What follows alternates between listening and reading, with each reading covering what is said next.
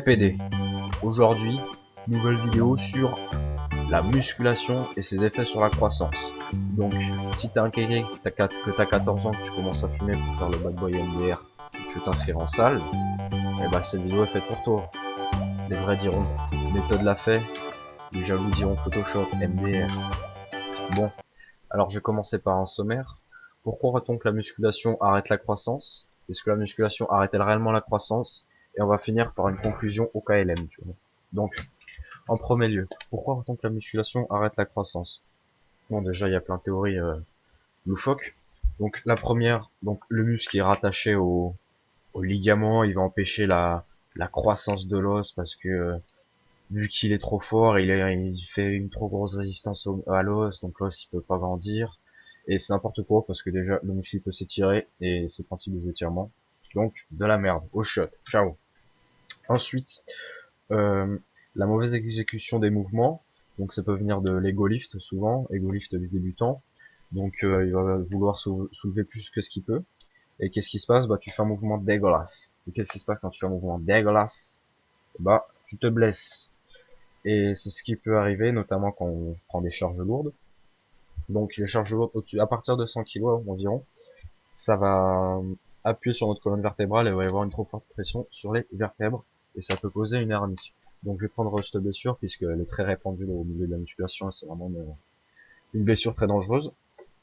Et il y a aussi le fait que les bodybuilders soient petits. Donc quand on regarde les champions actuels, ils font tous autour des 1m75, les champions du Store Olympia.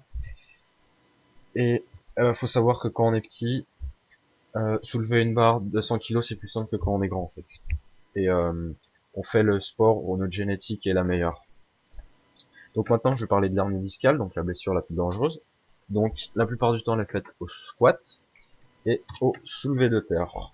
Donc ici, on peut voir la position du dos et la pression effectuée sur les disques invertébraux. Donc là, quelqu'un qui est en position de soulevé de terre, on peut voir que quand il a un poids de 30 kg sur lui, la pression sur ses disques invertébraux est de 150 kg. Donc quand il est en position droite, donc en une posture droite, quand il est normal quoi, il a 100 kg. Donc rien que de se pencher, tout en gardant le dos droit, ça nous rajoute 50 kg de pression dessus. C'est pour ça que le soulevé de terre est dangereux. Et on peut voir qu'arrondir son dos, on peut arriver jusqu'à 300 kg de pression sur les disques invertébraux. C'est pour ça qu'on dit dos rond, ça va te péter les putains de vertèbres. Donc, à partir du moment qu'on fait une pression sur nos vertèbres, on va créer une hernie discale. Donc l'hernie discale, c'est une pression entre deux vertèbres sur un disque invertébraux, pardon. Et ces disques invertébraux, ils vont sortir de leur zone et ils vont toucher deux nerfs. Mais avant de parler de ces deux nerfs, on va d'abord repérer les trois principales vertèbres. Donc la L4, la L5 et la S1. Donc quand le nerf sciatique est touché, donc c'est principalement avec les vertèbres S1 et L5. Donc on a une sciatalgie, putain c'est dur à prononcer cette merde. Donc quand le nerf sciatique est touché, donc on va avoir des troubles moteurs, donc des difficultés à se déplacer, des troubles sensoriels aussi puisque c'est un nerf, c'est fait pour soit le déplacement ou la sensation. Et non, bah dès que c'est touché, du coup ça va avoir des troubles. Et il y a aussi la lombosciatique. Donc là, c'est quand le nerf spinal va être touché avec les disques invertébraux. Et on a une lombosciatique du coup. Et c'est la merde puisque les nerfs sciatiques sont des nerfs eux aussi moteurs et sensitifs. Donc là aussi, on va souffrir de troubles. Donc comment savoir si on a une hernie discale? Donc pour cela, on va faire la manœuvre de la seigue. Donc pour cela, il faut se mettre dos plat sur le sol. Vous faites une flexion des hanches et si vous pouvez les ramener vos jambes faites créer un angle droit avec vos jambes et votre corps à 90 degrés, sans problème, sans douleur au niveau du bas du dos, ça veut dire que vous n'avez pas d'hernie. Mais si vous avez une douleur au bas du dos, ça veut dire que vous avez une hernie normalement. Donc j'en ai fini avec les hernies discales. Maintenant, il y a d'autres blessures, bon elles sont plutôt basiques, hein.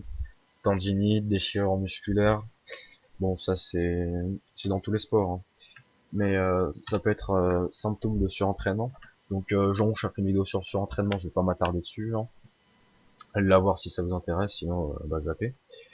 Donc maintenant je vais répondre à la question que tout le monde va avoir, bon, tout le monde va avoir la putain de réponse de merde. Est-ce que la musculation arrête la croissance? Donc la croissance, elle se fait avec le cartilage de croissance. Donc le cartilage de croissance, ça s'appelle le cartilage de conjugaison aussi, et aussi plaque de croissance. Donc pour qu'il y ait un blocage donc de la croissance, il faut qu'il y ait une fracture de la plaque de la croissance. Et ici, maintenant, on a un zoom sur la plaque de croissance, donc sur le cartilage de conjugaison. Là, on voit l'ossification endochondrale. Putain, c'est dur à prononcer. Donc, cette ossification, elle se fait au fil du temps, donc du fœtus à la fin de notre adolescence, en fait. Et c'est stimulé par les hormones de croissance, donc notamment quand on dort, et par les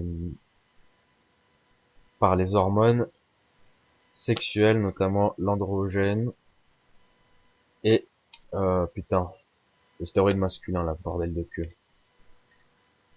L'androgène et oestrogène, bordel de queue, pardon. Oh, je me perds. Merde. Bon, bref. Et donc c'est stimulé par donc l'hormone de croissance et l'androgène et l'oestrogène. Putain, ça y est, j'y arrive. La croissance des os. Et donc, si s'il y a une fracture, qu'est-ce qui se passe? Bah, tu m'en dis plus, en fait. Du coup. Donc, ces fractures, le gouvernement américain, il a relevé les principales causes donc de ces fractures de plaques de la croissance. Donc, notamment au basket, je vous laisse imaginer pourquoi là, je vous laisse imaginer comment est-ce qu'il va rechuter le basketteur. Il va en bouffer dans les genoux. Et à partir de là, bah, vous savez ce qu'il va vous attendre. Hein. Et on a aussi au niveau du rugby, il y a plein d'autres sports. Hein.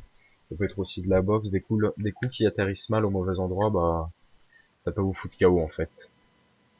Tout bêtement. Donc, en conclusion, la musculation ne bloque pas la croissance, hein, tout con. Il n'y a qu'un truc à mettre. Donc, ce qu'il faut faire, faut vraiment faire attention à l'exécution des mouvements. Et tant que vous faites attention à l'exécution des mouvements, en fait, il n'y a aucun risque de se blesser tout bêtement. Bon, bah écoute, j'espère que cette vidéo t'a plu. Je vais mettre la source de tout ce que j'ai pu relever dans la description, comme ça, si jamais tu veux aller check ou une connerie du genre, bah écoute, libre à toi. Et si jamais j'ai dit une connerie, à toi de me corriger dans les commentaires, puisque je n'ai pas la science infuse. Ciao les tapettes.